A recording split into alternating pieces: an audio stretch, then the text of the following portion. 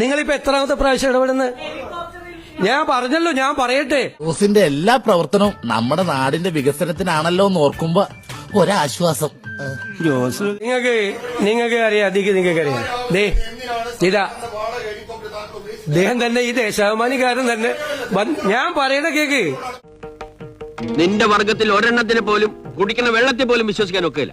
ഞാനല്ല പറയണത്, നിങ്ങൾ ഇങ്ങനെ വന്ന് ഈ ദേശാഭിമാനിയെന്നും കൈരളിയിലും വന്ന് എന്റെ പത്രസമ്മേളനം കലക്കണ്ട. നിങ്ങള് ഇത് തന്നെ പരിപാടിയാണ്. നിങ്ങൾ വന്നിട്ട് കൊള്ളേണ്ടത് കൊണ്ടാലേ കാണേണ്ടവർ കാണൂ.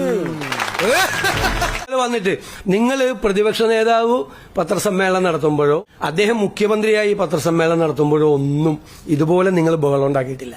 എന്തോ കുത്തി പറയുന്ന പോലെ എനിക്ക് ഫീൽ ചെയ്യുന്നുണ്ട് കേട്ടോ. ഞാനിങ്ങനെ ഇരുന്ന് തരുന്നതുകൊണ്ടാണ് നിങ്ങൾ ഇങ്ങനെ കാണിക്കുന്നത്.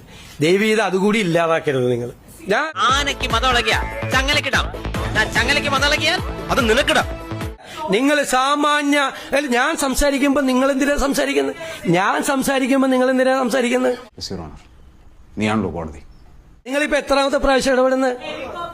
ഞാൻ പറഞ്ഞല്ലോ, ഞാൻ പറയട്ടെ. നീ ഒന്നും പണയണ്ട. നിങ്ങൾ അതല്ലല്ല, ഞാൻ ഒരു സ്ഥലത്തും ഹെലികോപ്റ്റർ എടുത്ത് പഴയ പിന്നെ വലിയ ആനക്കാര്യങ്ങളാണല്ലോ നിങ്ങൾ ചെയ്തു കൂട്ടിയത്.